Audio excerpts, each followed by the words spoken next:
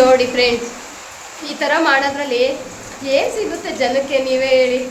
ಹಾಂ, ನಾವಿಲ್ದಾಗ ಈ ಥರ ಸೀಟ್ ಹೊಡೆದಾಕಿದಾರಲ್ಲ, ಮನೆ ಸೀಟು, ಇದರಲ್ಲಿ ಏನು ಸಿಗುತ್ತೆ ಹೇಳಿ.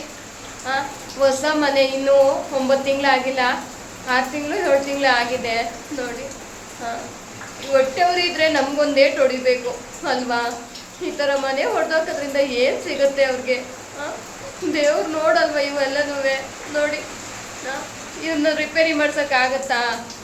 ಸಾಲ ಮಾಡಿ ಸೂಲ ಮಾಡಿ ಈ ಮನೆ ಕಟ್ಟಿರೋದು, ನಾವೇನು ಕೋಟ್ಯಾಧೀಶರ, ಹೋಗ್ಲಿ ಬಿಡು ಸರಿ ಮಾಡಿಸ್ಕೊಳ್ಳೋಣ ನನಗೆ.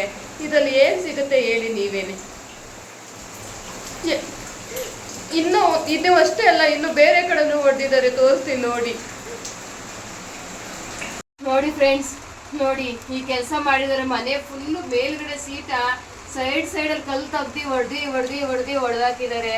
ನೀವೇ ನೋಡಿ.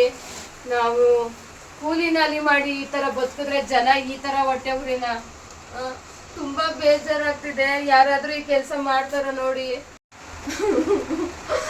ನೋಡಿ ಫ್ರೆಂಡ್ಸ್, ನೋಡಿ ಮನೆ ತುಂಬ ಹಿಂಗೆ ಹೊಡೆದಾಕಿದ್ದಾರೆ ಸೀಟು. ಆ ಕಡೆ ರೂಮಲ್ಲೂ ಹಂಗೆ ಮಾಡಿದ್ದಾರೆ, ಈ ಕಡೆ ರೂಮಲ್ಲೂ ಹಿಂಗೆ ಮಾಡಿದ್ದಾರೆ.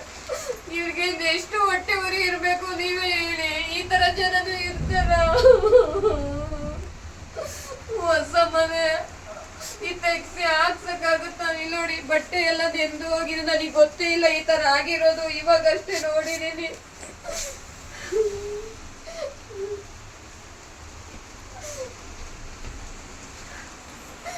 ನಮ್ಗೆ ಈ ತರ ಮಾಡ್ಬೇಕಾ? ಯಾರಿಗಾನ ಇರೋರಿಗೆ ಮಾಡಿದ್ರೆ ಹೆಂಗೋ ಮತ್ತೆ ರಿಪೇರಿ ಮಾಡಿಸ್ತಾರೆ.